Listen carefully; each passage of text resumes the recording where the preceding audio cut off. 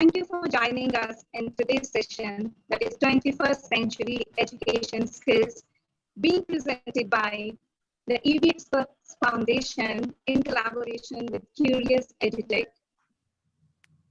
Before we move further with the session, there's a small request from my end. Kindly keep your audio and video off during the session, and let's use the chat box for sharing our questions, messages, notes, and the rest of the things. I'll just give a brief introduction of the EB Experts Foundation. The EB Experts Foundation is an ISO certified not-for-profit organization on a mission to bridge the gap between the present and the possible in socially beneficial application of technology to ensure a far-reaching success in long-term effort to enhance the quality of life for society at large by the use of technology. The use of technology demands the new age skill sets. The professional trainers with rich hands-on experience in the industry are the promoters of this group. Our team has 300 plus years of cumulative experience. We create opportunities through education and training for those who are desirous in realizing their potential. The focus sectors of EB Experts Foundation are education, automotive, renewable energy, rural development, women empowerment, and waste management. It's a continuous effort from our end to organize various activities, events, workshops, programs for the people related to the various domains and the various sectors that we focus on. Your voice is echoing. So I think some extra mic is on. And the video showcasing the EB Experts Foundation. So we'll just be having a small video of the EB Experts Foundation for you all.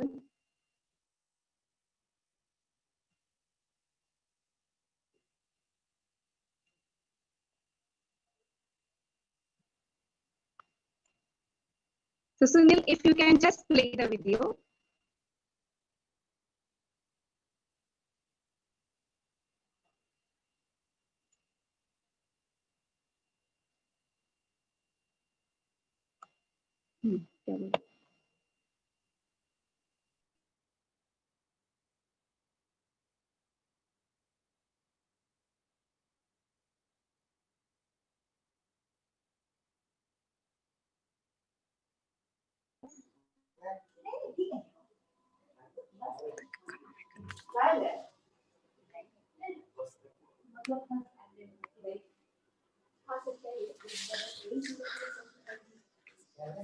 Hema volume कहाँ से है? Start हो गया है अब।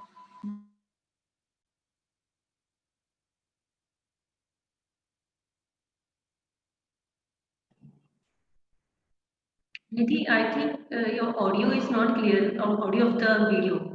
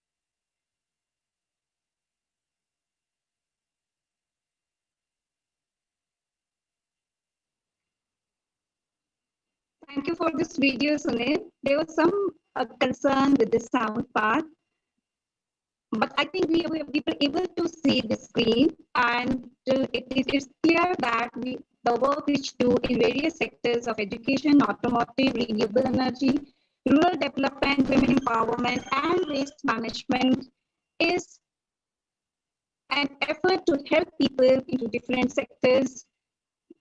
The journey has just begun. And now, before I hand over to Curious, a small request. Everyone, kindly keep your audio and video off. Only the one who is presenting will have the audio and video on, and remaining everybody should keep it off so that we run the program smoothly without any disturbance. Now, for next, I'll just hand over to Curious EduTech for their introduction. Thank you, Nidhi. Hello, everyone. I'm Sadhana Singh, co-founder at Curious EduTech. I'm an active researcher in the field of modern assessment, education pedagogy, and use of ICT, machine learning, and artificial intelligence in the field of classroom education. Can you see my screen? Yeah, screen is visible. Okay, thank you. So at Curious, we promote 21st century educational skills to equip school and college students to meet the industry standards and future endeavors, and also we upskill the faculty to meet the new national educational policy norms to create a better and sustainable educational environment. We are registered with the Ministry of Corporate Affairs and recognized under the Startup India and Digital India initiatives. Our motto is to ensure quality education. Our key areas of focus are to promote experimental and experiential science education in the classroom. We instantiate computational thinking, which is the fundamental skill of 21st century, as an important educational asset in the school and colleges. We provide skilling in 21st century education, and our focus is to integrate and implement new national education policy in the current ongoing system. With the rapidly changing education and global ecosystem, there is a need of continuous professional development of the teachers as well. For this, we skill teachers in fundamental and essential skills like computational thinking, design thinking, climate change, sustainable development, and so on. And use of ICT in education is also promoted with modern assessment techniques, and focus is to integrate the new national education policy. So, computational thinking is not just about computer science or coding or writing the programs and all things. It is a broader scale that can be used in every walk of life. Like Google has used computational thinking to solve the problem of penguin in the Google Maps. From now, Vinti will be more elaborating on it. Thank you. I think speakers are not using earphone and headphone. That's why your voices are echoing. Please understand. All the speakers, when they speak, use your earphone or headphone.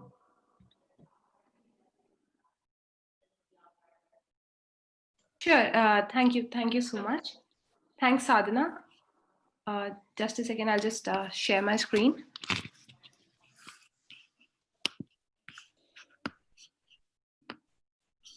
So as Sadhana was saying that computational thinking is has become an integral part of learning, and this computational thinking is being used in schools as well as in corporate companies. Like she already said that Google has been using computational thinking to solve several problems at their company. So is the audio clear? Yes, Binnati, it's absolutely right. The voice is not echoing, it's clear. Yeah, thank you. So Google Maps, most of us might have been using Google Maps. I mean, we might have used it while we are traveling in Uber, Ola. So that's an abstraction of our entire world. So abstraction is one concept of computational thinking. At Google to solve, so when you might have been using Google navigation system, wherein the pegman, when you click on a particular city and when you start seeing the street view, so there's one character which you drop onto the map and then that lands onto a particular location and then you see the street view. So it was randomly, landing at any random place in the city. So the engineers at Google, they wanted the pegman to land at a particular landmark, an important place in the city. So to solve that problem, they have used computational thinking. So what I mean to say, the point that we are trying to make here is computational thinking is not limited to computer science or coding. It's a generic science that can be applied to all fields of life. This is very new to India.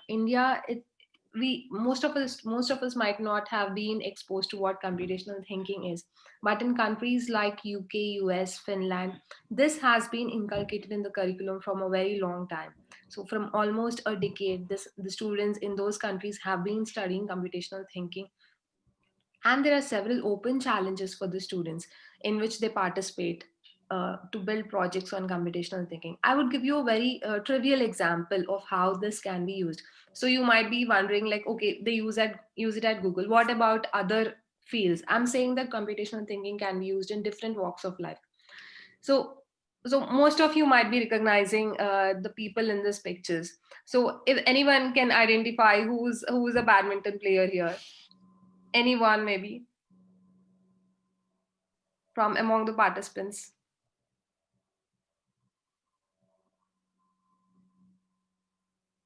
So anybody would like to identify who is the badminton player here? It's Saina Nehwal. Yeah, Saina Nehwal. Saina Nehwal. Yeah, Saina Nehwal. So she's a badminton player, a well-known badminton player around the world. So for her to win her games, she has to first analyze her opponent's strategy, right? She has to know how their game works. What are the loopholes? What are the places where she can strike? So she has to analyze her game. That is where computational thinking comes in. So computational thinking gives you the attitude and skill to achieve what you think.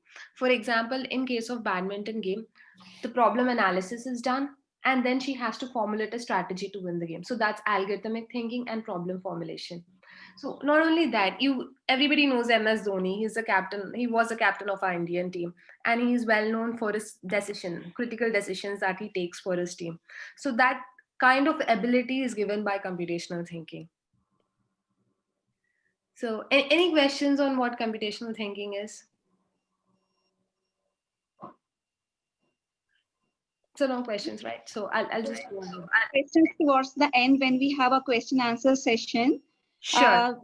Participants, a reminder, if you have any questions or anything to share, please use the chat box and we'll be taking your questions towards the end when we have a question answer session. Sure, perfect. So computational thinking actually, composes of four major skills, which is problem decomposition, abstraction, pattern recognition, and algorithmic thinking. So we try to inculcate these skills in the students. And these skills, as I've said previously, they're not applicable to just computer science, but they can apply to their mathematics education, the science education, programming, and everything. So this computational thinking, so Google in 2018 had identified several emerging trends in school education. So among that, computational thinking is one of the important skills that has been identified by Google. And apart from computational thinking, we also have another skill which is called as design thinking. So computational thinking helps us in formulating the problem, and design thinking helps us in developing a strategy and iterating the solution until we achieve a perfect solution. So these two skills have been identified as the 21st century education skills along with AI and programming. And computational thinking, apart from writing, reading, and arithmetic, has been identified as a fundamental skill of the 21st century. So if you look at a national education policy, which is floated in 2020, here we can see that computational thinking, so in the highlighted section, we have highlighted it for your convenience. So computational thinking has been identified as one of the important skills that has to be incorporated in the education. So the idea is to make classes interactive and fun, and questions are encouraged with creative and collaborative exploratory activities. So through computational thinking course that we have developed, we have made sure that we have fun and interactive classrooms, at the same time incorporate the important skill, which is computational thinking. So you can also see that this is formulated in the national education policy, and that the computational thinking has to be taught using hands-on assessments and worksheets. So considering this, the courses have been developed, and make sure to stay tuned on for the details of the course. So at the end of all the speakers, after Ms. Simran, who's from Microsoft, who would be speaking about coding and AI, after her talk, we would give out the details about what kind of courses do we have for computational thinking in India, and how would they aid for the development of your child. So apart from what I've told you about computational thinking, we are going to have a restructuring of the board exams as well, in which computational thinking is going to be made one of the subjects in which the student has to take an exam. So you can see the importance that the government is giving for this particular field of study. It is also suggested that from 8/6 onwards, we put forward computational thinking into the worksheets.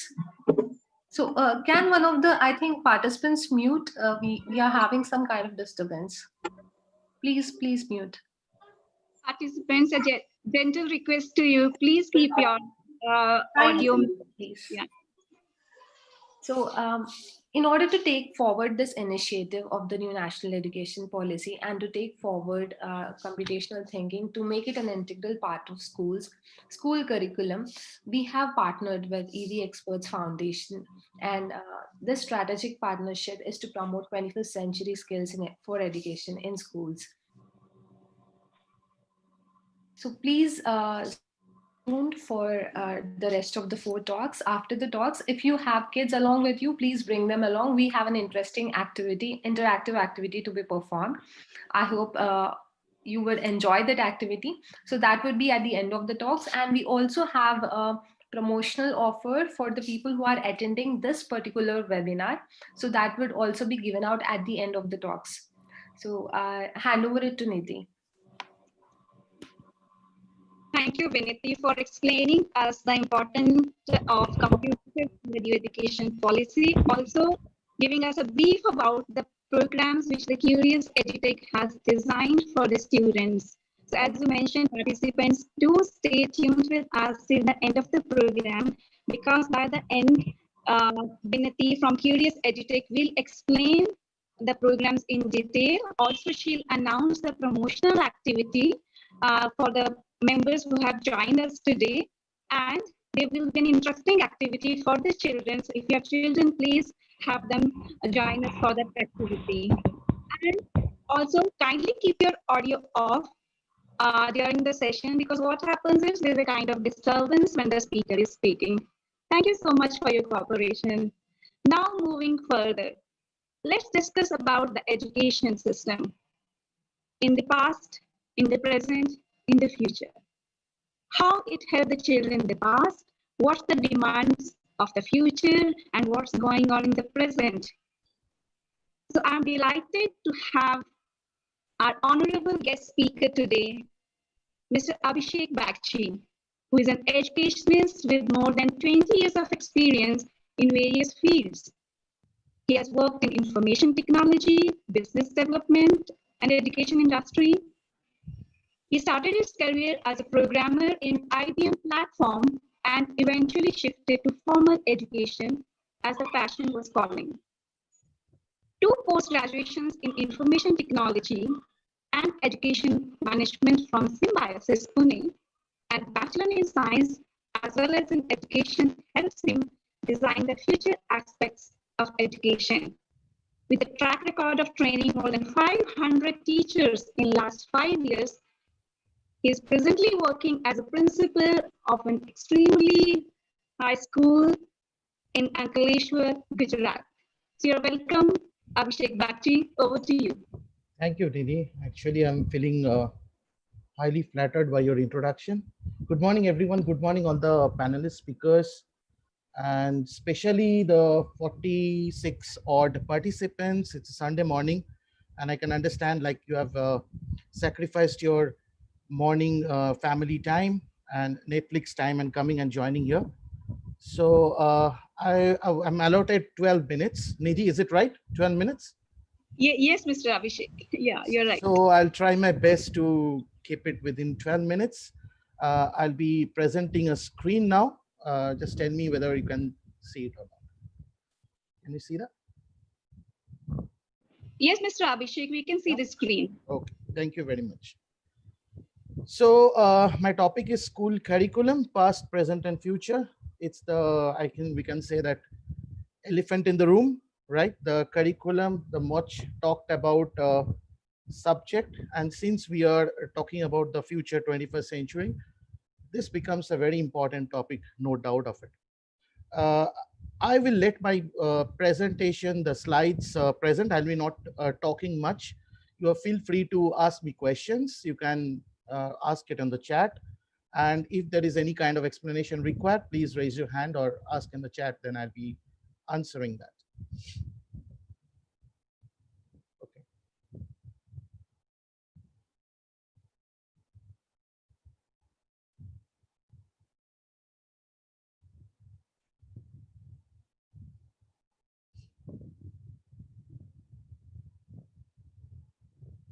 I love to start with a cartoon. So this is what we all educators facing at this present time. On the right hand side, a fantastic quote by Patricia, who is an Irish actor.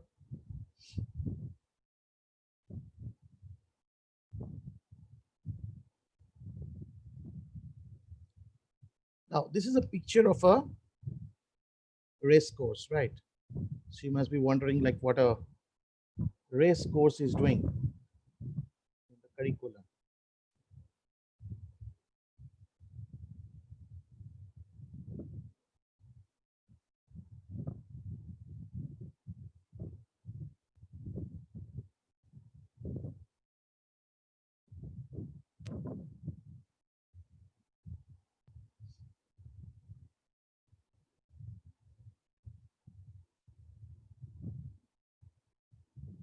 So some of you here might be knowing this, but this is kind of information that the word originated from the word curate.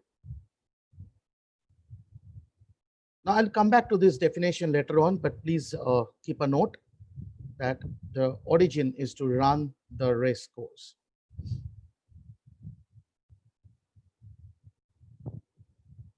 You all are familiar with this picture. This is our classroom. We all face it. Unfortunately, COVID has taken away these nice smiling faces from us, though these faces are not that smiling.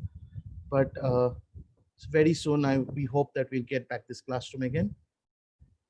But what most interesting is like, this is our past. And let's understand what the past curriculum was about.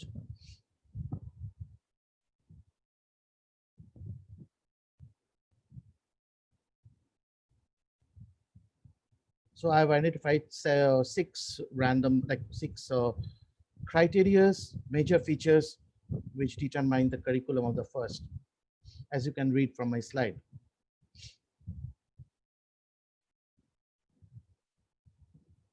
So I'll be pausing here. If there is any question, please feel free to ask me.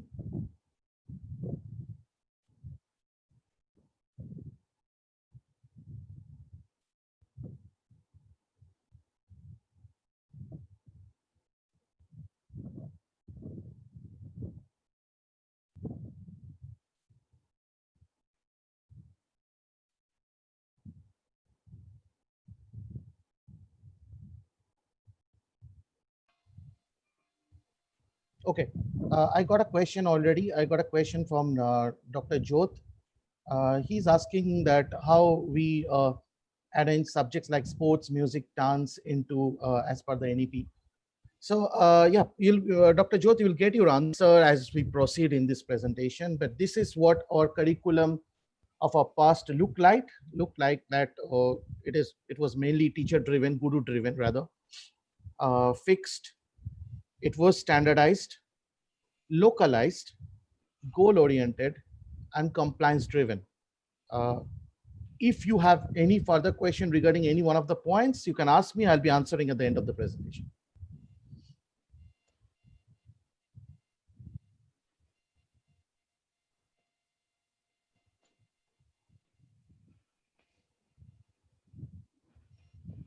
Coming to our present days.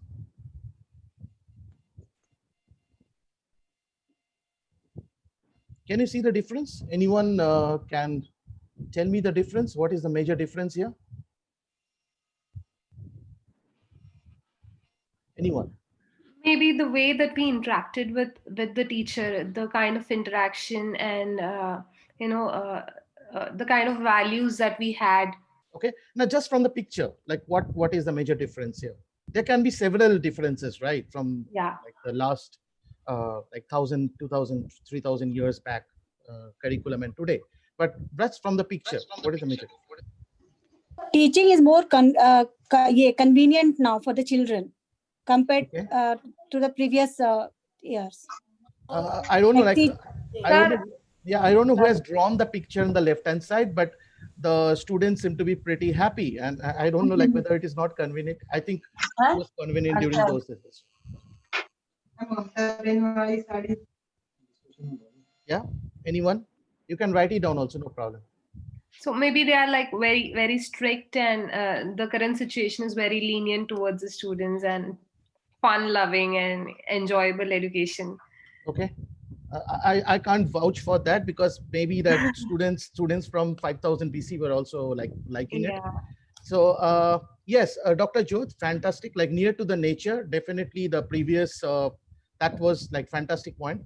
And someone wrote here, like Sadhna Singh wrote student-centric teaching, which exactly what Surekha Rajshekhar is saying, like the teacher is sitting and teaching in 5,000 BC. That's the fantastic point, which is a good observation. In present days, the teacher is reaching out. The teacher is going towards the child. So that's becoming more student-centric rather than preaching. So that's one major difference that we can find out. There can be several other differences, but this can be one of the major ones.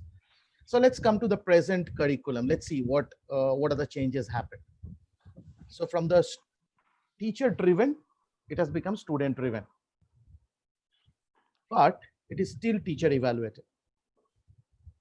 The curriculum that we are making. I hope that there are some principals and teachers in this participant and speaker list, so they will understand what I'm trying to say. They are age-based. We make our curriculum as per the class, the grade that we are teaching.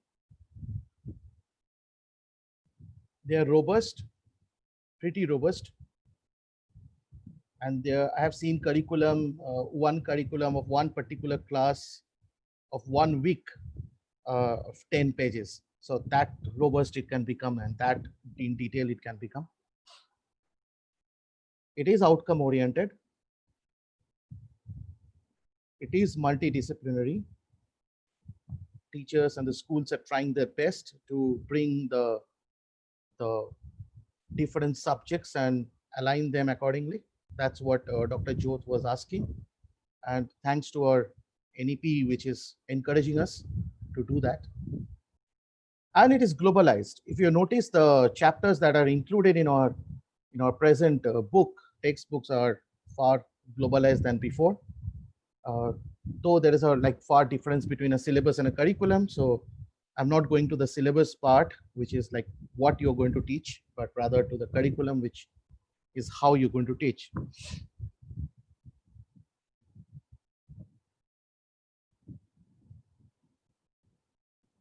Now look at the difference. I should have put the present picture also in this slide. Yeah. So what is the difference now? Anyone can tell me. Technology oriented, maybe. Okay. Okay. Anything else? Group work, the children are trying to solve the problem on their own, and teacher is just a facilitator here. Right. Thank you very much. Nidhi, like, yeah, Nidhi. Yes. It's a fantastic answer. Like the children are trying to solve their own problem. They are taking the ownership of their own learning, which is the future, and which is how we need to design our curriculum. So they are not listening only, they are participating. Right, exactly. Peer study, fantastic. So some brilliant answers are coming up. So they're allowed to explore. They're allowed to explore. Yeah, they're allowed to explore. So some fantastic answers. You all are right, and that this shows that definitely the future is in right hands. Like definitely. So this is what a future curriculum must look like. Okay. Now look at the change here. From teacher driven to student driven to all stakeholder driven. So here you are including each and everyone, even the community, to build the curriculum. That's very important. It's a tough ask, but I'm surely this is what we need to do. It is self-evaluated. Previously, it was being evaluated, but at present, actually, it is being evaluated by the teacher, maximum by the school, the principal, and the other coordinators. They evaluate the curriculum, but it should be equipped enough to self-evaluate, which means that constant feedback should be coming inside the curriculum system, which in turn will allow it to change. And that's come to the next point, dynamic.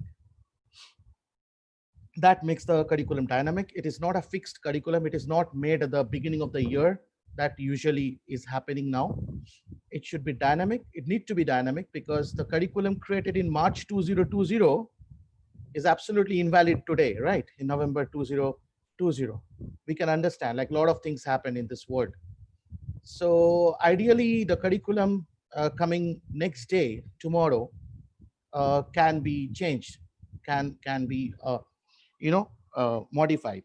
So that much dynamic the curriculum must be. Interest and merit based, that's a very interesting proposition coming from me. I don't think that curriculum should be designed class wise or grade wise. I don't think that the teaching must be or the admission of the student must be based on their manufacturing date, which is the date of birth.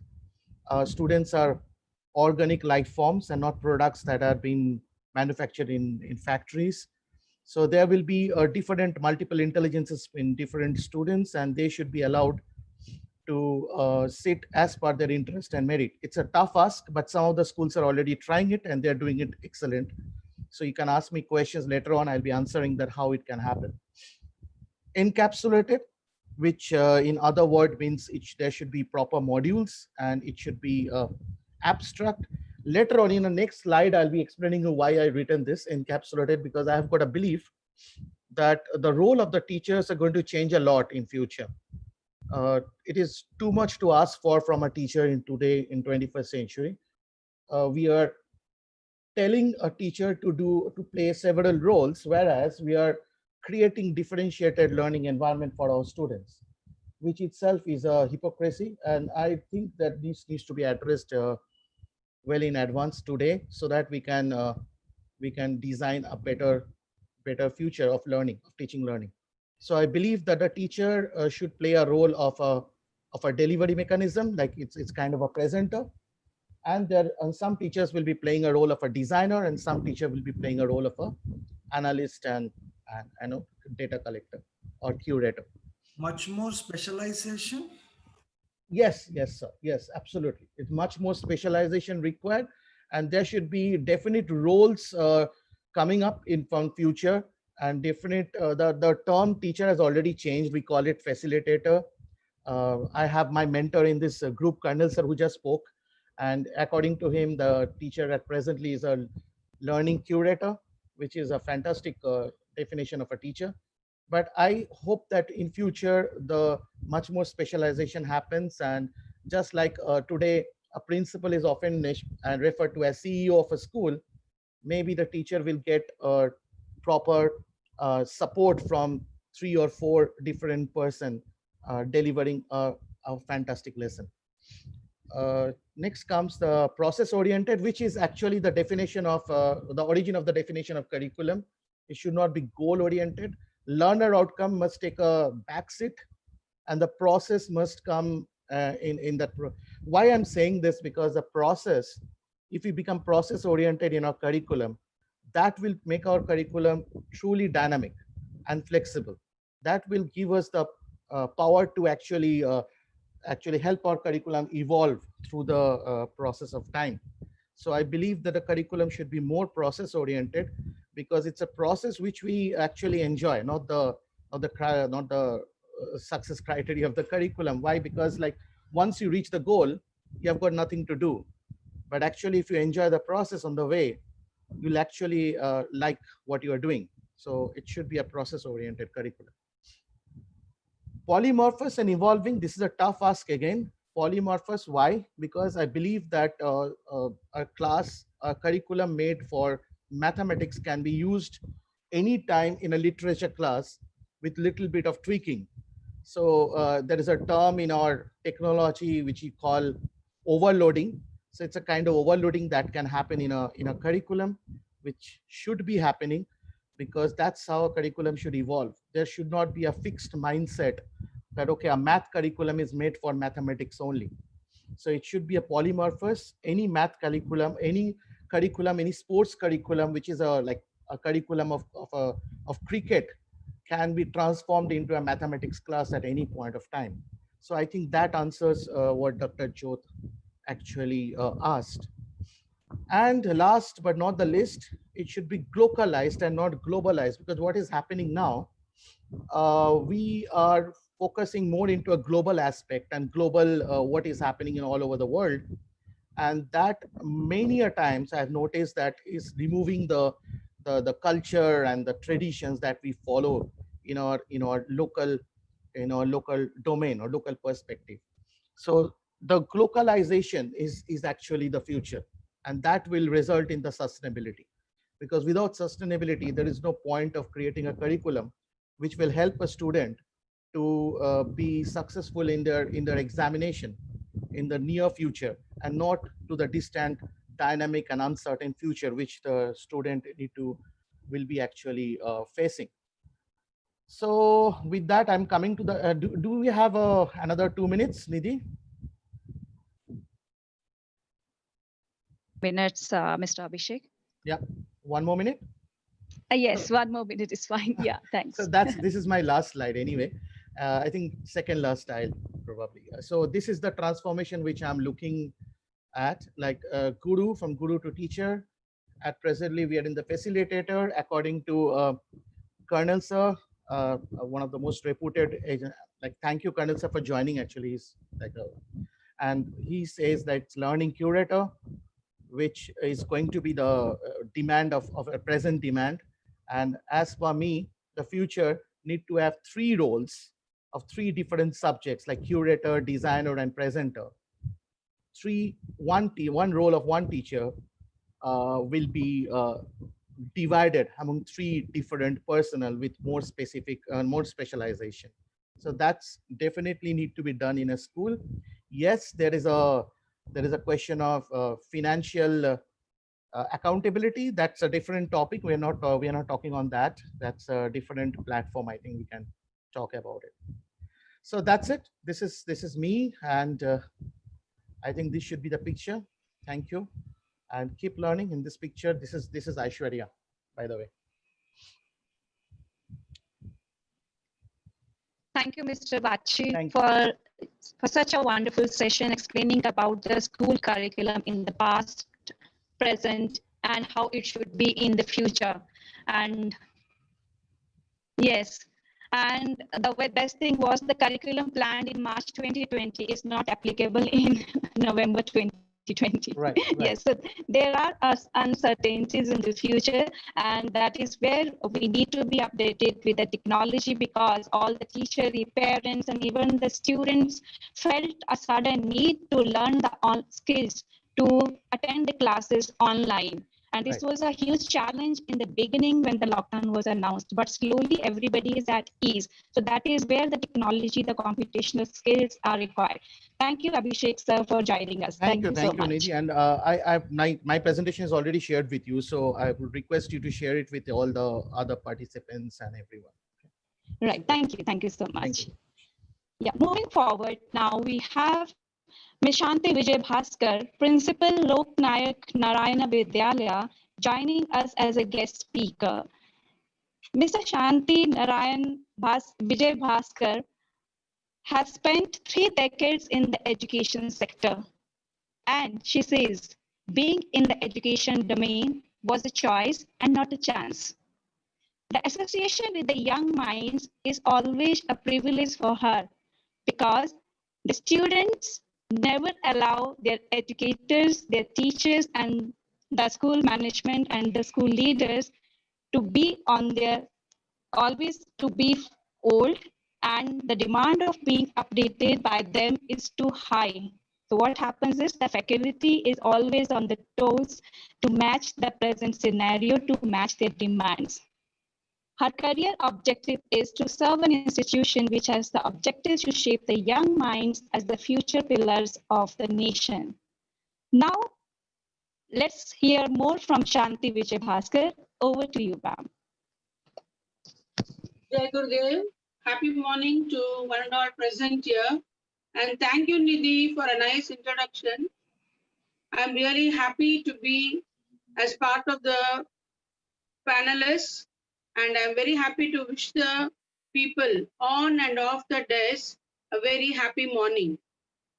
As my previous learned friend has also shared with education, mine is also about education, teaching technology methods, how the technology has influenced more now.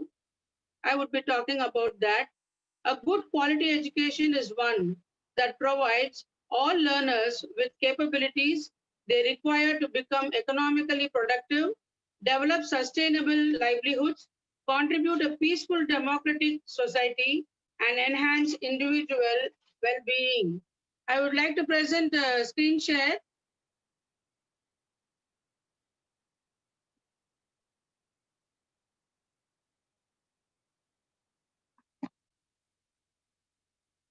This is about the education. So chaotic and confused, but gradually the teachers help, everything is being settled all right. The Gurukula system, where the teacher was the center of the education and learning part, and students listening to him, and rote method was used for learning, rote methodology, because it was orally said and learning was done, and the Guru was the main person to guide the students, and there were less interaction between the students. And now slowly the decline of the Gurukula system, the classroom environment changed, and the laptops and all the gadgets have dominated the classroom. Students have the facility of sharing things with them, talking with them, discussing with them, and also they have the time to talk to the teacher and really share what they have in mind and know whether it is right or wrong. This is an e-technology classroom. The smart boards, all the other gadgets are there. The teacher is there, the students are there. They move around more in a very friendly manner than a strict relationship called the teacher and the taught. It is not there present. And here more gadgets to make the learning more interesting. I'm presenting a video.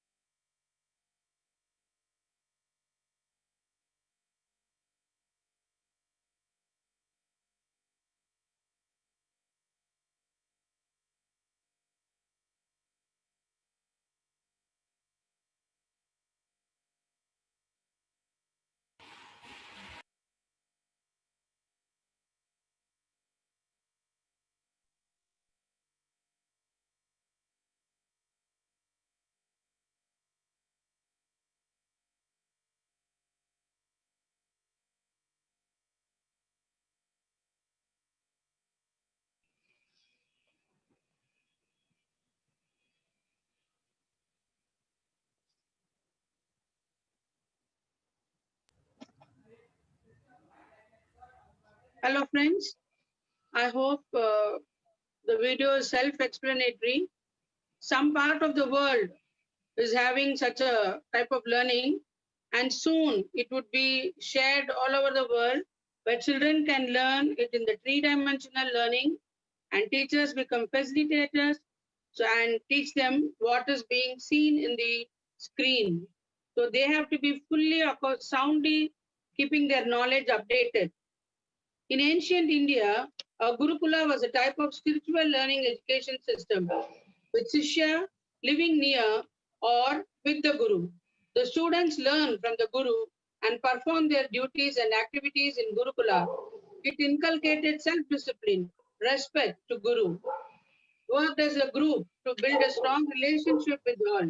The relation between Guru and the Sishya is considered very sacred one. The Sishya offered Guru Dakshina at the end of the session. By the colonial era, the Gurukula system was on a steep decline. Today, have been studying the effectiveness of the system by many researchers.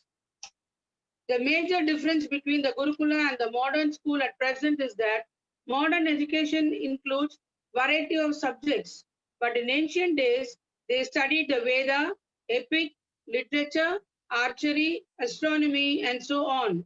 In the ancient days, there was no formal education, and knowledge was passed on orally and some written in palm leaves. The present education is mainly based on the intelligence quotient and emotional quotient, intelligence quotient. Education is a multiple learning lifetime process of gaining knowledge from all means. Recently, innovative teaching has been viewed as a constructivist, social constructivist, and student-centered than teacher-centered. The present education has turned the tech-savvy and the technology are used in classrooms today, like interactive boards, mobile devices, online teaching, class blogs, sharing data from one group to another, social networking, and wikis. Earlier, there were discussions as can technology be used in the classroom? Now, it is understood that it helps students to help each other work together across the globe and get better learning materials. The benefits of technology learning are to incorporate different learning styles, improves collaboration, help active participation in class, and prepare learners to further and easily connect with each other. With technology taken over and globalization and education system is changing at a very fast mode, the future will be a time more of digital learning, flexible study times, and individual approach. At least 90% of the student population will be pursuing online degree program. Education will be truly democratized and globalized with students unhindered by age, social, geographical, or national boundaries. Higher education will help one in increasing one's knowledge, analytical, and problem-solving skills. The walls of classrooms are no longer a barrier as technology enables new way of learning, communicating, and working collaboratively. All the educational boards keep changing the curriculum to suit and adopt the needs of the present scenario. Teachers have to update and adapt to the new technology system of learning. They will be a guide and facilitator as the practice of availing information from the internet will be more with the coming decade. The teachers help them only to find out the right information from a lot of chaotic data and also play the role of an assessor. However, and how much ever technology rules the classroom, no classroom is incomplete without a teacher. The latest gadgets can dominate, but the role of a teacher would be vital. We have to remember, as it becomes more global, it becomes less local. Technology has made our society feel at the moment that we cannot live without it, and we have grown to rely our technology to make our lives easier And so it has influenced into the field of education too, to make it easier to the learner with the guidance of an indispensable teacher. At this juncture, I would really like to share the practical. We may talk so much, the practicality. My school teachers, they have really learned so quickly, adapted to the system of online teaching, because till before the corona, we were having only the chalk and dust method of teaching on the board with the children, and we had smart classes. But so quickly, the teachers have adopted online teaching, and whatever they want to do for future teaching, they are rightly asking for it also, and many innovative things they are learning so quickly. So this is a kudos for every teacher community, every teacher in the country and all over the world, how they are adapting to this scenario where they are not allowing the child to waste the time, but even to inculcate, even during this period, make them learn and be very, very active, and knowledge learning is happening. Thank you, everyone. Thank you, Shanti ma'am, for sharing a detailed explanation on the education in the past, present, and future. Yes, you rightly mentioned that 3D technology is taking the place in the new education system. And the best words, great appreciation for the teachers of the educators, not only in India, but around the world. Yes, they learned the online education technologies very quickly, and they started imparting the knowledge to the students. Thank you so much, Shanti ma'am. Thank you, Nidhi. So next we have Ms. Lakshmi Poddar with us with 27 years of experience in education field. She has worked as a teacher, coordinator, vice principal, and lecturer in various places in India. Presently, she is working as a lecturer in Belgavi. Over to you, Lakshmi ma'am. Thank you. Are you audible? Yes, ma'am, we can hear. Okay.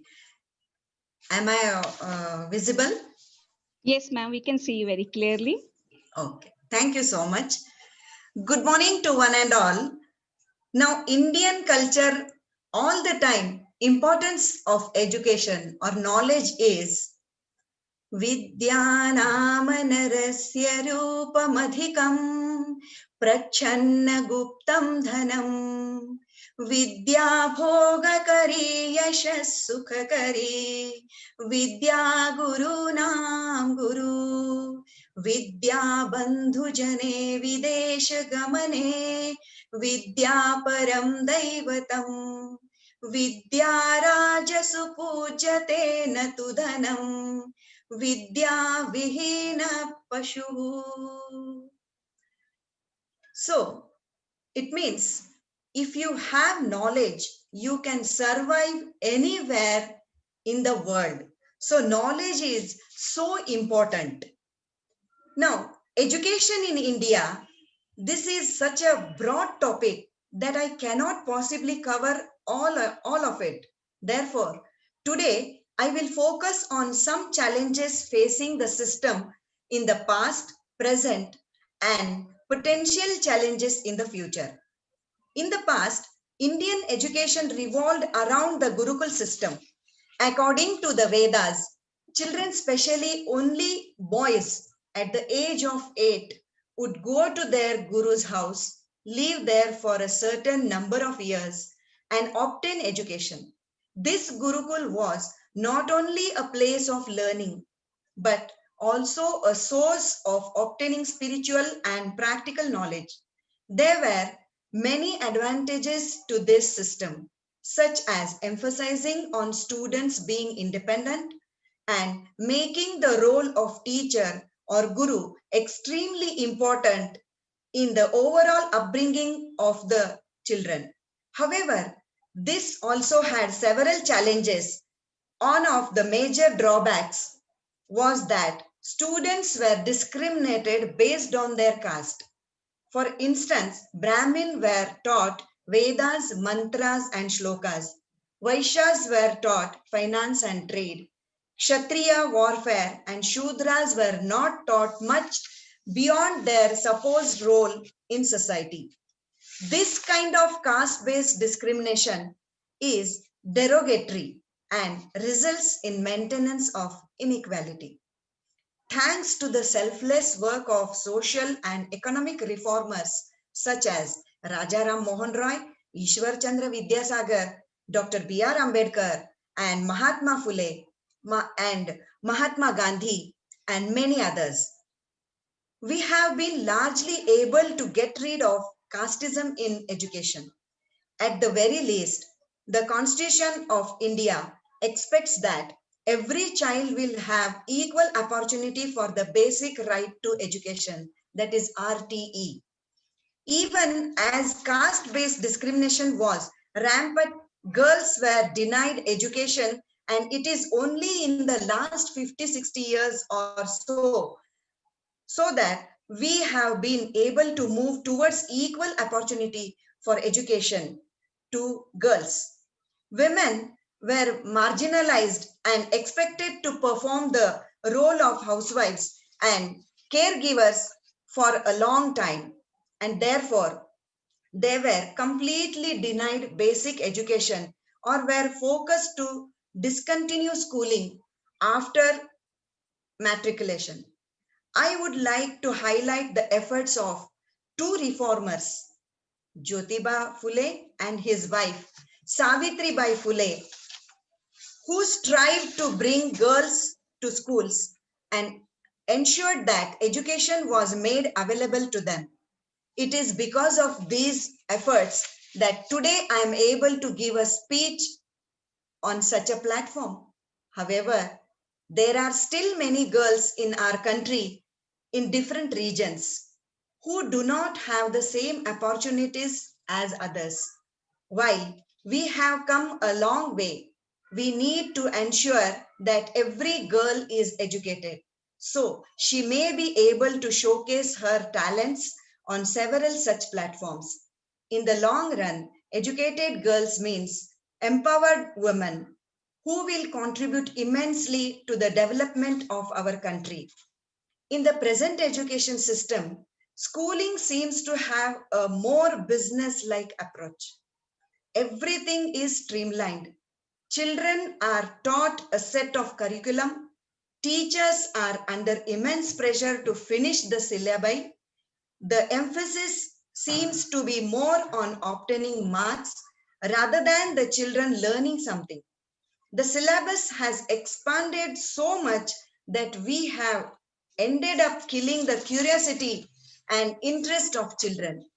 Moreover, because the teacher is under pressure to finish the syllabus in a given time, she is compelled to teach in a monotonous way. This further kills the enthusiasm of the teachers to teach in a creative fashion. Teachers have a lot of ideas of imparting lessons, but unfortunately, this system does not allow them to explore all these options. Instead, they may not be useful for every child. Since everybody has different ways of learning, we have to find ways to break this vicious cycle so we can preserve and mold the thinking ability, creativity, and develop a scientific temper among children. Perhaps because of economic disparity in different occupations or because of parental aspirations, children these days are asked to memorize concept without focusing on their understanding. The end goal is good grades so that they can secure seats in prestigious engineering or medical colleges and later on secure well-paying jobs. Has anyone actually stopped and asked the child what he or she wants to do? What are their ambitions? What are their aspirations? What gives them joy? What subjects spark their curiosity? What problems do they want to solve when they grow up? If given the right environment, children have the ability to come up with unique and creative and often positive solutions to big problems. Nobel Peace Prize winner Malala Yousafzai and climate change activist Greta Thunberg are prime examples of how young girls can be brave and determined in the face of adverse situations. Truly, kids are inspiring in their own ways and they should be given the freedom to shine in their fields of interest. So, let me tell one small story. There was a school for birds, just like our schools for kids. In these schools, all birds, irrespective of their species, were asked to perform and excel in 3 activities: running, swimming, and flying. While a duck succeeded in swimming, he struggled with flying and running and eventually failed the course. A parrot that was imprisoned in a cage could not even fly, and something which she is natural at, a nightingale, with her beautiful voice, was so stressed about running that she forgot how to sing. We try to force kids to do well in subjects which do not inspire them or interest them. Imagine. So, our job as parents and teachers is to polish the diamonds that are children. And yes, this is the job of both parents and teachers. These days, often parents think that admitting their kids to prestigious schools is the end of their responsibility in the upbringing of their children. This not only increases the burden on teachers, but also robs the kids of healthy environment. It is my humble request to everyone present here: nurture and encourage your kids. I am 100% sure that they will be successful if they have your full support. The education system all over the world, and especially in India, is changing rapidly. This is both from the way teaching has changed over time as well as what students' ambitions are in life. There are 2 ways in which I see the future of education system changing. There will be a tremendous increase in the use of technology for better delivery of information and for reaching a wider audience. We have seen a glimpse of that ever since schools and colleges have shut down due to COVID. Although this is a great boon to have in the 21st century, the management, students, and parents should remember that learning a new technology like Zoom, for example, is extremely challenging, especially for older teachers who are skilled at face-to-face teaching. This also means the teachers require adequate training in handling technology, which will eventually enhance the modern teaching and learning experience. Thus, it is important to be mindful of this fact without judging their skills prematurely. Since students now have information at their fingertips, they find certain aspects or topics interesting that may not be what their parents or family are experts in. This has made a drastic shift in student ambitions and interests, which may not be in line with their parents' expectations. It is thus important to provide freedom, support, and guidance towards their success in whichever career fields they choose. This will also force school and managements to evolve according to students' and parents' expectations, which will further encourage fields that are not so popular. Example, arts. Furthermore, there are several skills in the rural parts of our country, such as innovative farming techniques, handicrafts, and cottage industries, which should be given equal opportunity and platform so that we do not lose these skills and create future artists who can bring these art forms into the modern world. Lastly, irrespective of how our education system has and will evolve, the central message to always remember is that the focus should be on learning, no matter the content. Any knowledge or skills are divine, and we should always emphasize on learning them. Thank you all for giving me an opportunity. Thank you all. Thank you so much. Thank you, Lakshmi ma'am, for starting your presentation with a nice shloka in Sanskrit. That was amazing. And enlightening us with what the child demand and how to encourage creativity among the children, because sometimes it happens we don't believe their creativity, so we just force things on them, whereas given the opportunities they are able to outperform others. Thank you for being a guest speaker with us, Lakshmi ma'am, once again. Thank you. So next we have with us Miss Meena K. Wood, joining us right from Turkey. She is an educational consultant with schools in London, UK. She reviews the curriculum in preparation for inspections and works with school leadership to improve pupils' achievements through professional development for staff on pedagogy and assessment. She has authored a book, Secondary Curriculum Transform, Enabling All to Achieve, which will be in the market on 30th November 2020. Over to you, Meena, for learning about the importance of computers for the students from a global perspective. Yes. Over to you.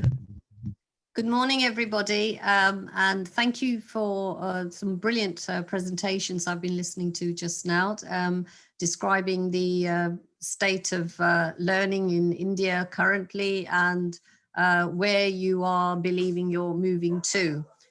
What I'd like to share with you is a presentation that I'm going to, just one second. Right.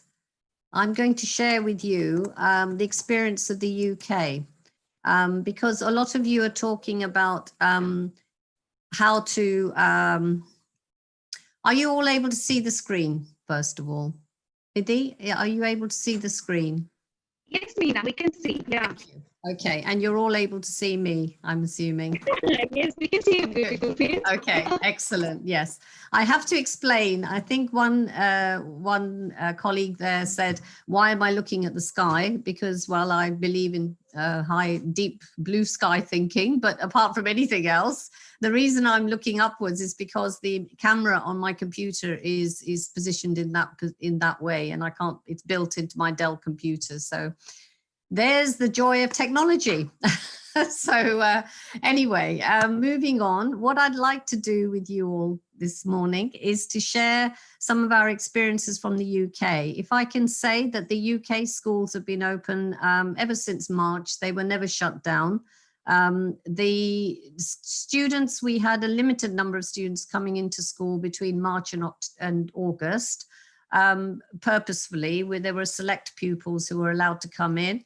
And then from September, we've had all the pupils back. So really what has happened is that in the UK, we have developed a recovery curriculum, which is enabling our pupils to catch up on the learning that they've missed over the last 6 months, 6 or 7 months.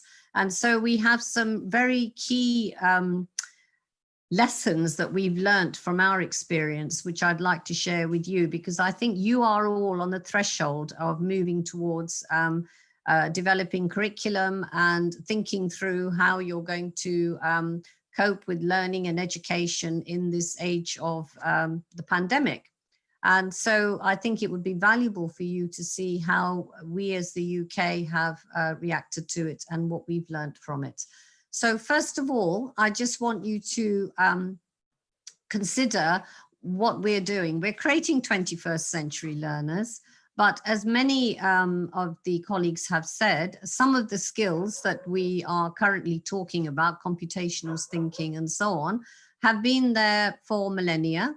And we are using, all of us, computational thinking in our everyday life. This is not something specific to computers. This is about thinking like a computer. And let's bear in mind, the human brain is the best computer there is. The human brain developed the computer. So we think like computers, we can think like computers, we have the potential. The algorithms that we have in our brain are exactly the algorithms that our computer programmers have put into computers. So that's my first thought I'd like to share with you.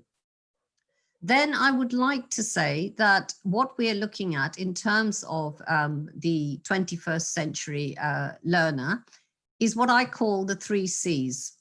The 3 C's are critical thinking, conceptual thinking, and computational thinking. We need to be developing all these 3 skills in our children. And the UK, we are now doing that. We haven't been doing it for a very long time because the government in our country wanted the curriculum to be very heavily focused on knowledge, and the skills aspect was not that developed. So what has happened is that schools have decided on their own to develop these skills because they know these skills are key in learning knowledge. And so we have good experiences already on the ground of how these skills are being developed. I'm just going to want to share with you this little cartoon following in the example of my colleague earlier on who enjoys presenting cartoons. Now, this is a little boy saying to his friend, "I taught Stripe how to whistle." Then the friend says, "But I don't hear him whistling." And the boy then says to him, "Well, I said I taught him, I didn't say he learnt it."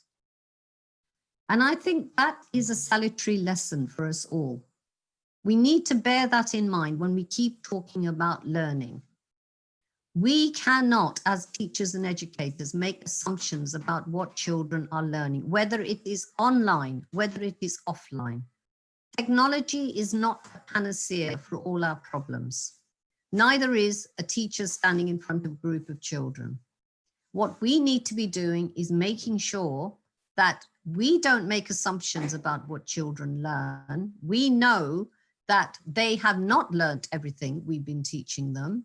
We may be standing there happily teaching, but what have they learnt? And that is our challenge, to find out what they have learnt and to develop the skills so they can teach themselves and they can become independent learners.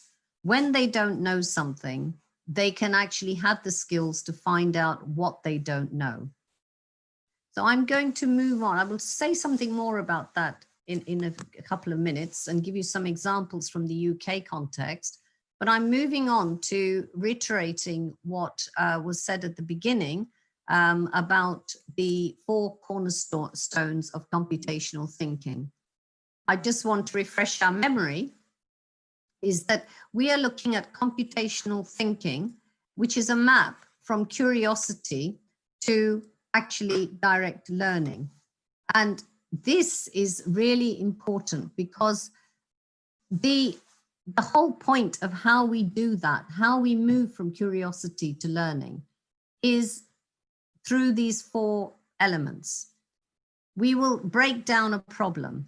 We will recognize patterns from our prior knowledge. We will think through, do we know something about this? Computing science. So they learn language, they learn computing language. They will learn, at the moment, they're learning part installation. What justify your answer? And in geography, there is a good example there, opposing standpoint. It's this would be taught in relation to flipped learning, which I won't go into now because I don't have as much time. But this is a technique we use in schools. And the child has to look at both of those opposing standpoints, as you can see there, bring their critical thinking skills to bear and think about Brazil's deforestation of the Amazon versus environmental concerns. It's a big, complex issue, and they have to think that one through. I talked about metacognition earlier on. This is really key. This is the ability to recall knowledge, transfer that knowledge, and then apply that knowledge. So you are actually recalling knowledge, building on it through transfer, and then applying it in a context. And this is a good example for you, which I've added in, which shows how a child would approach a problem using those computational skills and metacognition, i.e. looking at their past knowledge, bringing it to bear, and then creating an algorithm to think through how they're going to approach this task. And the task is Mason and Jasmine have £5 between them. Mason has 90p more than Jasmine. How much more money does Jasmine have? Now, many children looking at that would be really phased. They would look at it and think, I don't know how to do this. And if they have a mental block, they will just start panicking. However, if you teach children, and this is a taught skill, because not all children have this, some children do, some don't, some adults do, some don't. It is about how you think, what have I done before with these problems? What was the best strategy? Look back in my book. Let me see how I tackled this before I panic. And then now this does look like it's a familiar problem. And I know how to use a simultaneous equation. So I will now translate the words into an equation. And then the other way of doing it, and then saying I might set it out as an algebraic. So overall, I'm looking at an algebraic equation, and in this case, a simultaneous equation. And therefore, that becomes logical. You develop an algorithm with the child, and more importantly, the child becomes an independent learner, because you can check back the answer, and that way the child feels confident. And if they have it wrong, if they get it wrong, they can do it again.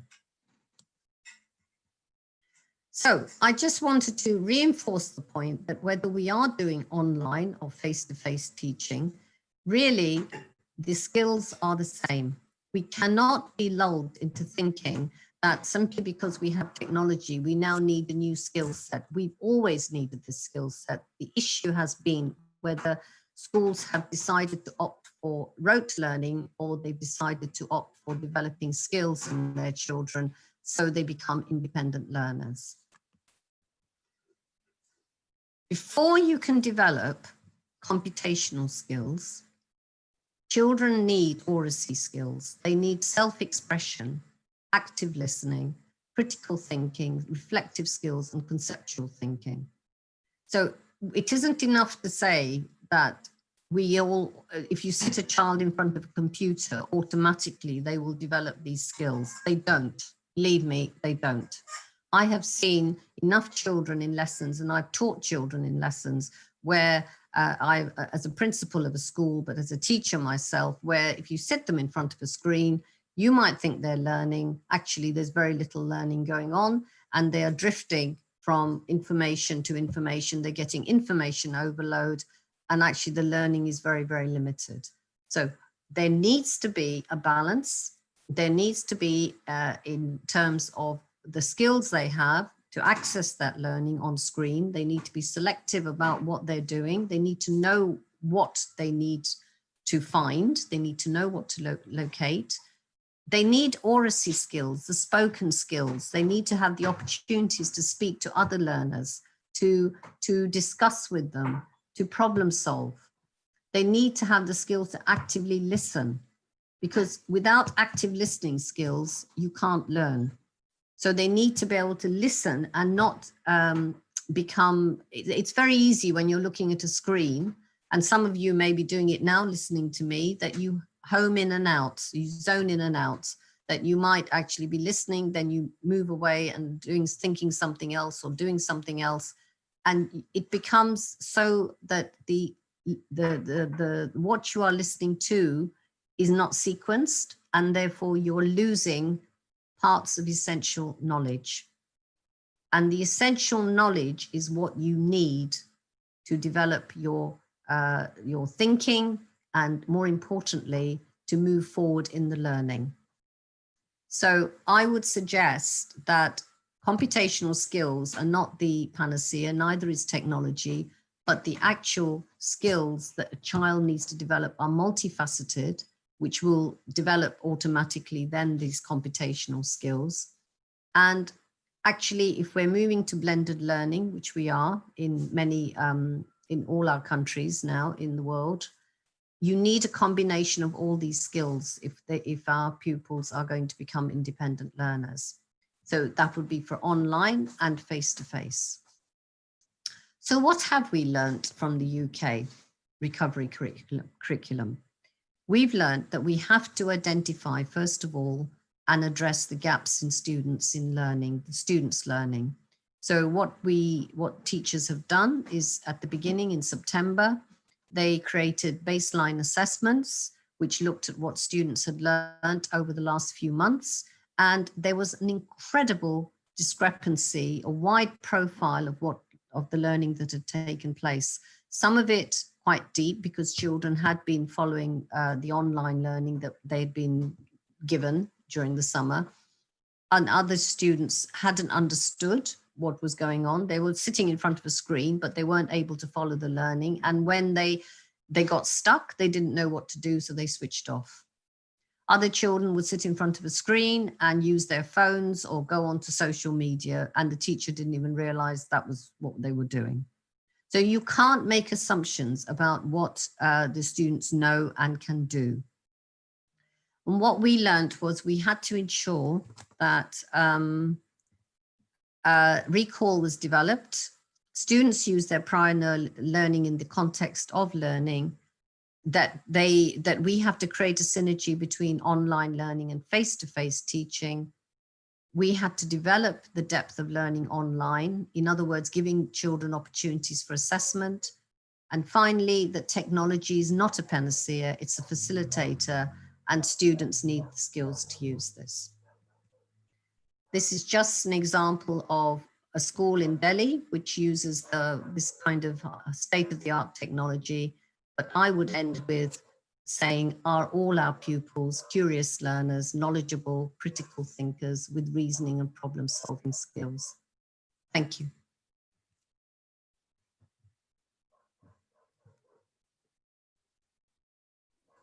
Thank you, Nidhi.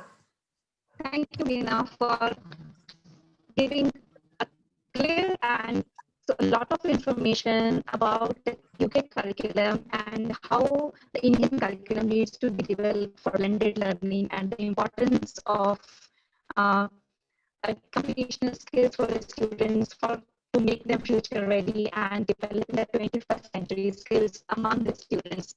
Thank you so much for joining us today, Meena. And next we have a young high potential individual who's known for her ability to take on major challenges and achieve results beyond expectations. She's none other than Simran Shah, who leads the educational skills vertical at Microsoft India. Over to you, Simran.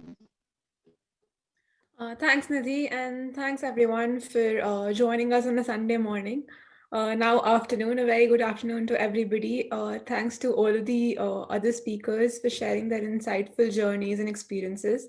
I think I personally learned a lot in this webinar.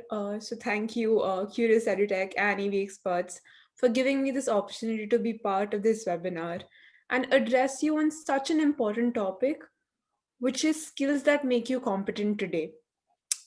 And I think with the onset of the 21st century, the entire world had witnessed an era of intense transformation in all areas, be it education, global trade and economy, technology, or society.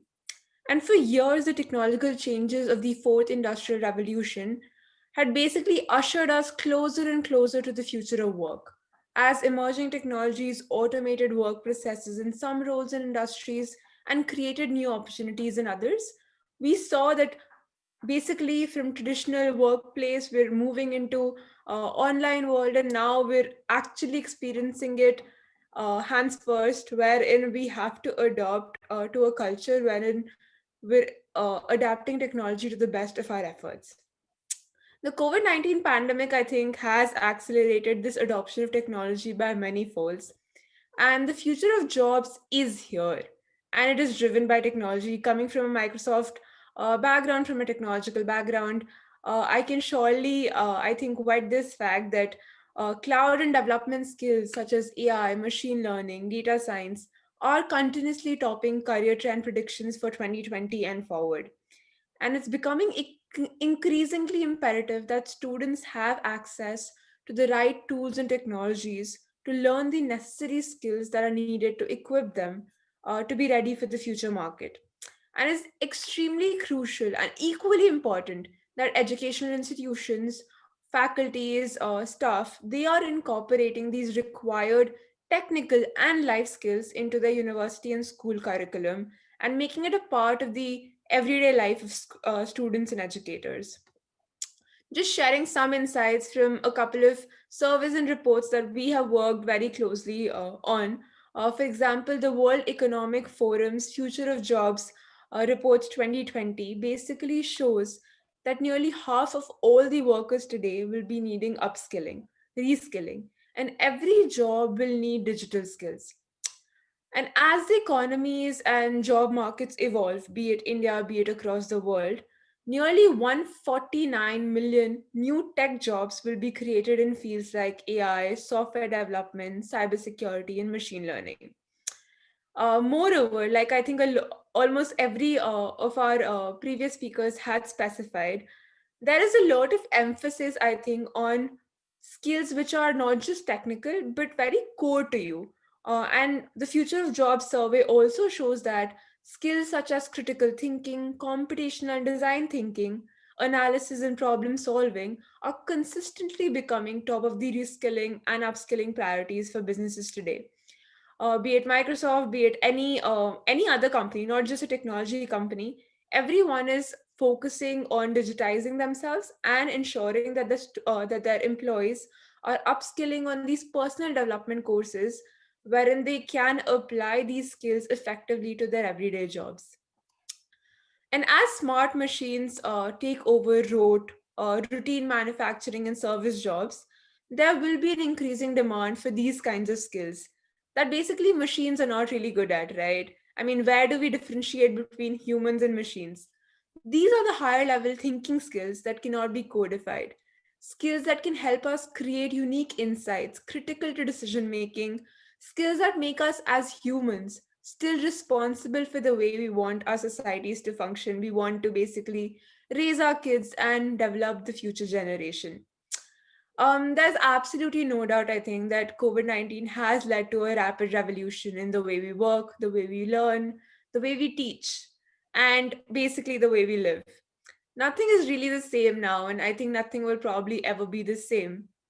We've literally seen 2 decades worth of technological revolution within 2 months.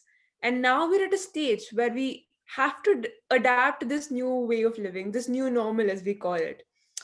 At Microsoft, our mission is to empower every person and every organization on this planet to achieve more. And our commitment is extremely crucial to the education sector today, which is a critical determinant of our country's economic future. Today's students are the innovators and inventors of the future, who can use technology as a bedrock to help find solutions to the type of problems that are facing today, and even those which we can't yet predict. And educators, all the parents, all the faculties, all the principals that are there on the call today, you are the enablers of this ability. And I'm so thankful to every faculty, every teacher, every parent who's attending this webinar and even streaming it live, who's helping groom our leaders of tomorrow. And it gives me immense pleasure and happiness to be part of an organization that basically is so committed to ensuring that we are providing the right tools, the right technologies, products, and services to help students and faculties skill up and meet the growing demands of the industry and be future ready for anything that comes their way. In the month of June this year, shortly after the pandemic had set in, we announced our Global Skills Initiative, which is aimed at bringing digital skills to over 25 million people worldwide by the end of the year. And I think we're almost very close to that goal. India, Asia is doing so much on their own itself to kind of ensure that we are helping bridge this skill gap. COVID-19, I think, did create both a public health and economic crisis. And as the world recovers, we wanted to ensure that no one is left behind. Hence, we're bringing together the best resources from Microsoft, inclusive of LinkedIn and GitHub, to reimagine how people learn skills and apply these skills in their day-to-day workplace. At Microsoft India, we have collaborated with various national bodies and government organizations like AICT, NASSCOM, National Skill Development Corporation, Ministry of Skill Development and Entrepreneurship, and a lot of edutech organizations to ensure that we are providing free access to Microsoft courses, trainings to students and faculties, a lot of other digital skills and trainings to underserved youth to basically help them have the right skill set, both technical and professional, including the soft skills, to help them set towards a path to success in employment. Learning is more important now than ever, and our goal is to make sure that all resources are available to as many people as possible to help them acquire a new skill set, chase a new career path, and stay up to date on the latest technologies advances.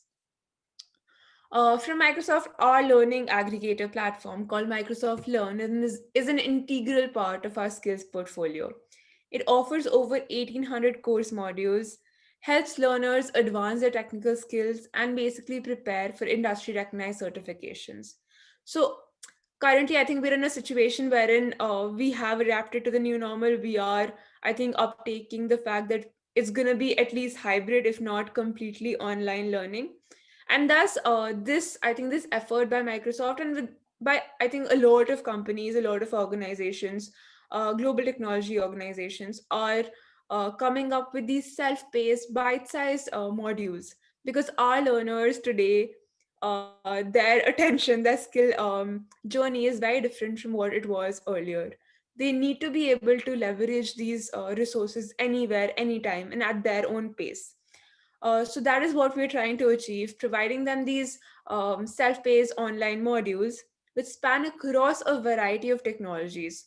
So starting from something as basic as, say, building up your skills in programming, coding, learning coding through blocks, or introduction to Java, Python, CSS, and then obviously our fundamental courses like Azure, AI, data science, data fundamentals, up to something which is more advanced and expert level, such as AI engineer, data scientist, IoT developer, cybersecurity expert. These are the courses and the industries wherein we're seeing a huge demand as we talk to our customers, our partners, who basically hiring for these roles. And we want to ensure that students are not just getting content and videos, they also get a complete holistic experience. So we have tools like Azure, which is our cloud platform. We ensure that students and faculties get an experience in the entire platform wherein they can not just learn from our learning paths, but also experiment that, do hands-on learning on the cloud platform, build their projects, experiment, do hackathons, and basically leverage the entire cloud platform, which is the future, right? It's here actually, and almost every company, every organization is either already migrating to the cloud platform, or at least exploring that, and we are in these discussions day in day out. um, Moreover, we also want to ensure that it's a very scalable model. So we're ensuring that we're equipping our educators with the right curriculum, the right technology uh, portfolio and atmosphere, and giving them opportunities to skill up. Our trainers are basically working very closely with a lot of faculties, a lot of school teachers, wherein we're training them on technologies like Minecraft, like esports, which ensure that you're also bringing in these 21st century skills into your core curriculum starting from a very young age for these students. So you're building, say, blocks, or you're building houses using technology, but you're also ensuring that you are bringing these analytical, design thinking, computational skills into their everyday learning. And it's all gamified, so it's super interesting. And that's how I think technology is basically ensuring that we're building a much more enhanced and complete learning environment for students and faculties. We've really worked, I think, long and hard to come up with very education specific offerings, be it our courses, our discounted academic certifications for students, or even our productivity suite offerings like Teams, like Office 365, to basically help provide the best and most seamless experience for students and faculties. And I don't think I need to emphasize the importance of specialized courses, certifications to this audience. Everyone is familiar with the NEP 2020, and it has recognized the importance of game-based learning for students in K-12, importance of vocational courses and industry-aligned certifications and job roles, wherein students are looking at basically equipping themselves with these kind of technologies and course curriculums, which are very relevant to them when they go for their placements or internship opportunities. We used to see, and personally, when I was hiring for my job at Microsoft, it was a campus placement, and I could see the complete, I think, 360-degree shift from what I had learned in my, say, 4 years of engineering and what I was experiencing hands-on when I went to Microsoft. So why not basically use these learnings to ensure that we're bridging that gap? We're teaching the students what they're going to be working on, and not just the technical skill set, but also the professional, the communication, the cognitive thinking skill set that is very essential when you're in organizations like ours and in an environment like ours today. And I can only give you a more industry perspective. Academicians and all of our speakers today have given you a more academic perspective. But what we see from every day at Microsoft, we interact with various customers and partners like TCS, Infosys, Cognizant, even startups like, say, Udan, Myntra, Flipkart. And it becomes very clear when we talk to them that there's a huge demand for cloud skills, for Microsoft technologies, certified students. So basically, help build solutions on cloud and work in these organizations. Various large ITs organizations have business units wherein they work solely on, say, cloud technologies, on Microsoft technologies or Google, Amazon technologies. And that's what basically kill to, I think, have to not go through these training investments that they have to make on new hires. They want to save time. They want to save their investment in time, effort, energy, and money. And if as organizations like, say, EduTech or Microsoft, we can help them bridge that gap. We can basically train and certify students beforehand. I think it's a win-win for both academia and industry. And almost every organization today is migrating to cloud. So just emphasizing the need to build on these skills to basically flourish in this industry as you go down this career path is extremely crucial and essential today. So I think just concluding, I just like to conclude with saying that I think COVID-19 has presented us with this unique opportunity, and it's our responsibility to pursue a great reset of work and the way we learn and experience our life around this world. So it's up to us, academia, industry, to join hands and ensure that we make the most of it, make the most of this opportunity, and equip our future learners with the right tools, the right skill set to go and develop the world of tomorrow. Thanks a lot. Back to you, Nidhi. Thank you, Simran. Thank you for a wonderful session, and thank you. It was a pleasure listening from a young professional. Like, you explained the professionalism in a beautiful way, and plus the good work Microsoft India is doing. That was really nice. Thank you for joining us today. Thank you. Thanks a lot. Over to Vinity for the promotional announcements regarding the courses that Curious EduTech is presenting. Thank you, Nidhi, and thanks to all the speakers for emphasizing on computational thinking. So, and how the education, there's a need for globalization and sustainable education that is to be developed, and how it has to be democratized. Thank you so much for explaining it in such a wonderful manner. So I'll just share my screen.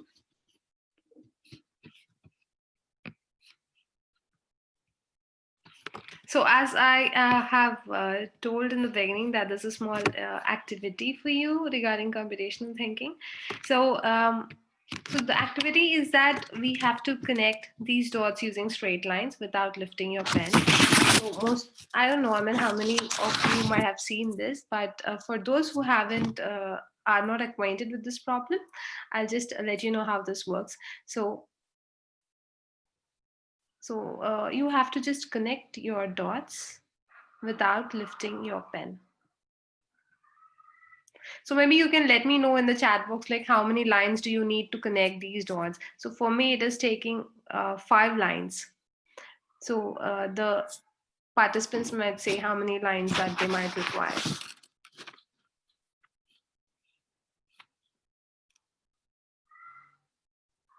So I'll just wait for a couple of seconds to see if I can get any answers.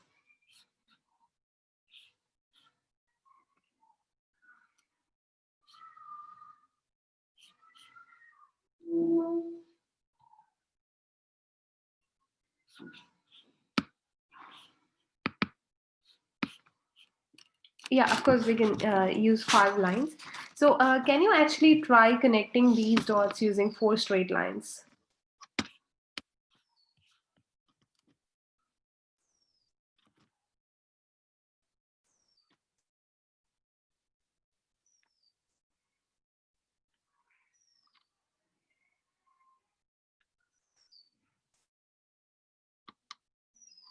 So maybe you can exercise that later. So when I actually used this kind of exercise too, when I had conducted classes in several schools for the students.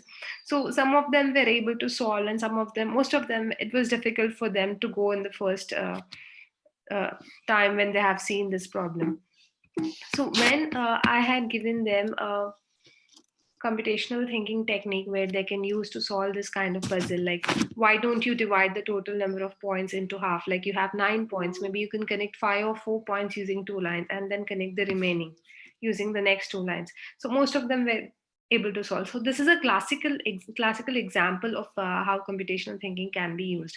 So as Meena ma'am had rightly pointed out how computational thinking is used and its importance in education, I think I don't have to reiterate it for you. So we have a computational thinking product. So computational thinking is new in the Indian curriculum, and Curious EduTech is the first company to develop the entire computational thinking curriculum for school children. So we have a worksheet based course which contains around 45 real life examples. These examples are taken from real life, and then they are formulated in the form of worksheets. So these worksheets are given to the students, and they help them in developing the computational thinking skills. So this course is basically activity based, worksheet based, and instructor led training. So it will give the student space to think by themselves. It will help them develop a thought process. As Abhishek sir also had rightly pointed out in his talk, that students should be given a chance to explore, and there should be a dynamic curriculum and a polymorphous curriculum. So computational thinking is a polymorphous curriculum, and through this course we are giving them a chance to explore the problem space and then come up with their own solutions.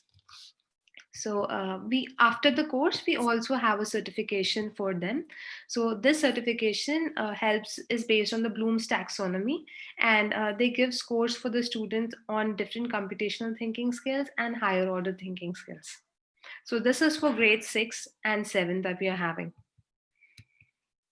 And as it's rightly said by the NEP also, that we have to integrate essential skills into our curriculum, and the education has to be democratized. So Shanti ma'am has also rightly pointed out that it has to be about analytical problem solving and applied skills, and it has to be democratized for all the students.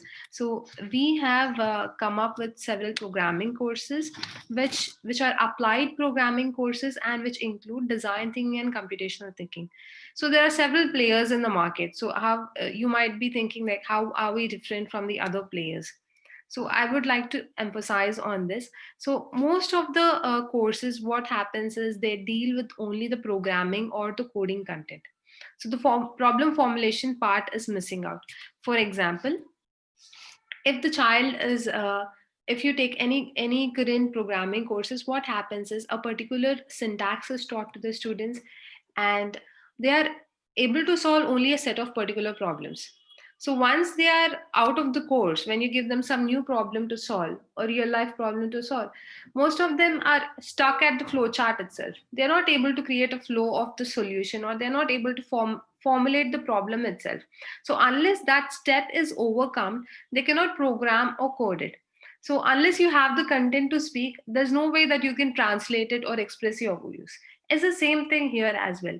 Unless you have the skill to formulate the problem, analyze it, and develop a solution to develop a strategy to solve it, so it is very difficult even if you know the syntax of the programming language. So that's how we are different from the other programming courses. So we teach the students using a inclusive pedagogy, and we teach them application based programming. So we give them set of real life examples in which they can analyze the problems and develop the solution for them, develop the flow chart, write the algorithm, and then apply the programming language onto it. So this is like one shot, two words. So they are learning computational thinking, and then they're also learning the programming skill. So this way, even later on, if some programming language gets outdated, the skill retains with them. So once they master the algorithms in one particular programming language, it is very easy for them to shift onto another language. So for kids from grade 6 and 7, we have visual programming for them. So these are some of the images that the snapshots of the things that kids have created. So the first one is a game that they have created on the visual programming platform. The second one this is an animation, and this is a story that's been created. So all these were created by students of grade 6 and 7. So this visual programming course helps the students understand what a programming language is, what is meant by developing a solution, or what is meant by flowchart. So it gives them an introduction without overburdening them.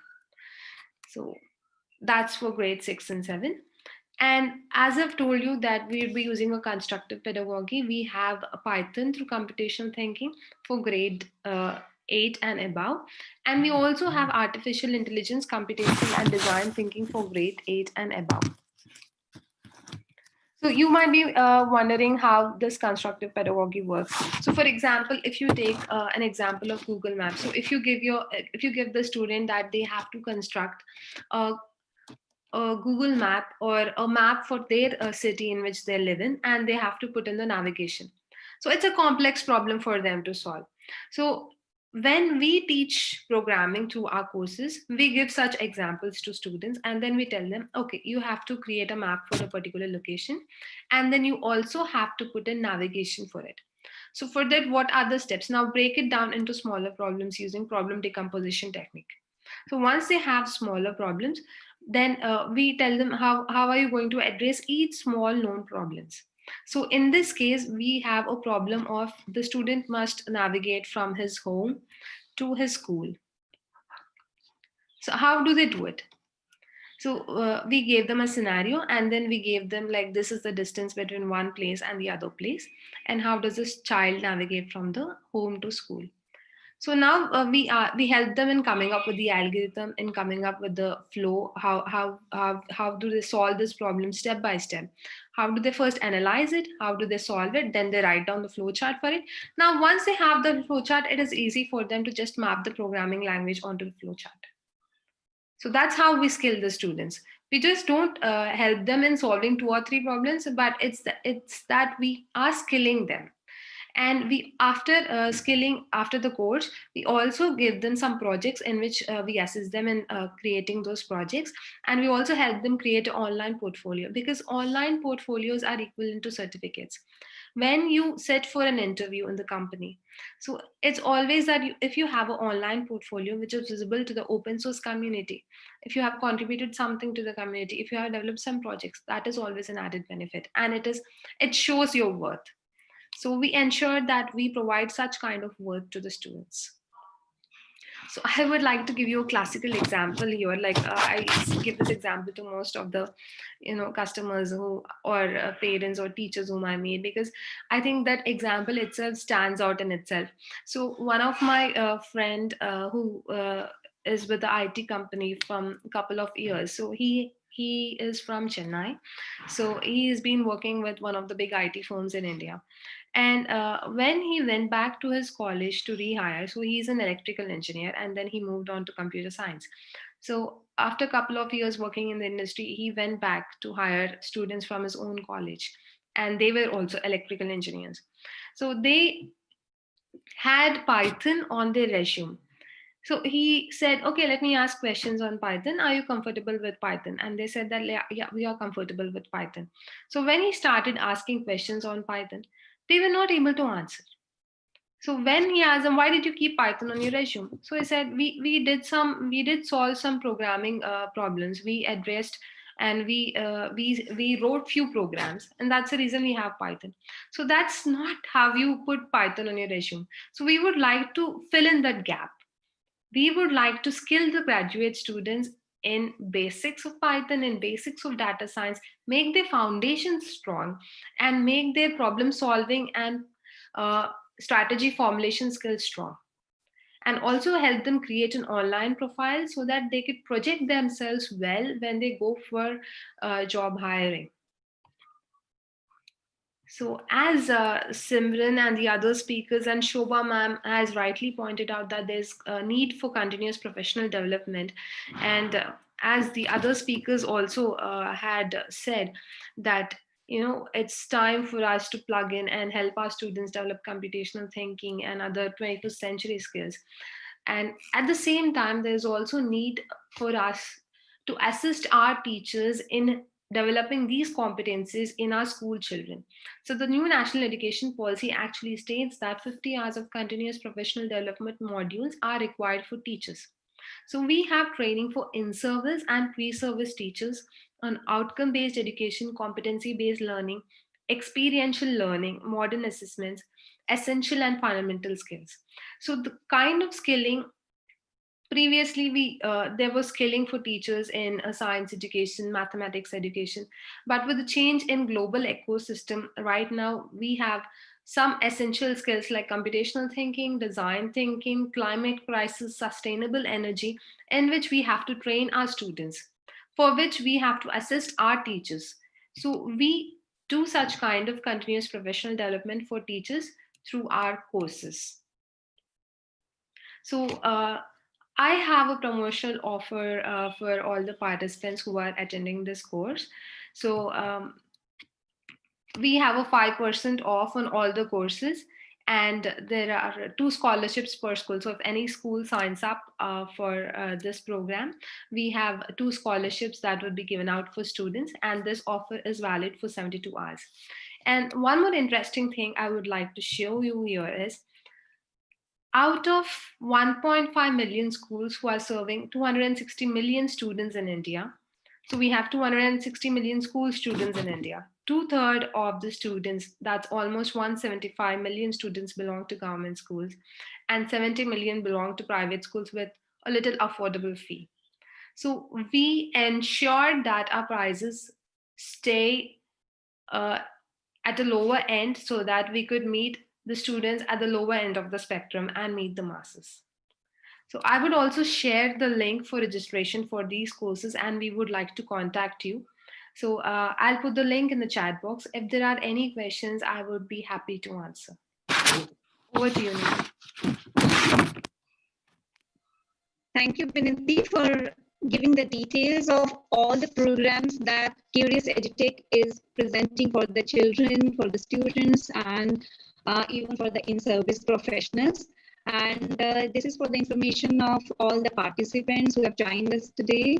That we'll be sharing the feedback form. Also, the link will be emailed to you so that you can send the feedback form back about feedback, giving the feedback of the program, and also about the Curious EduTech programs. Thank you so much. And now towards the end, before we conclude the meeting, let's have a selfie. So everybody, please put your videos on for just maybe 5 to 10 seconds so that we all can have a collective selfie as a memory of today's event.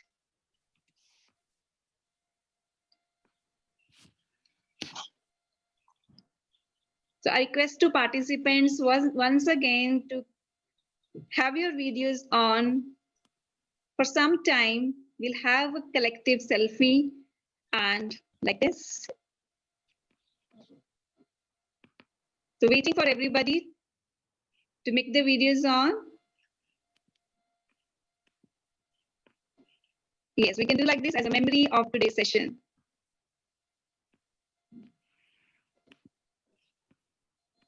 Sunil, please inform us when the selfie is done.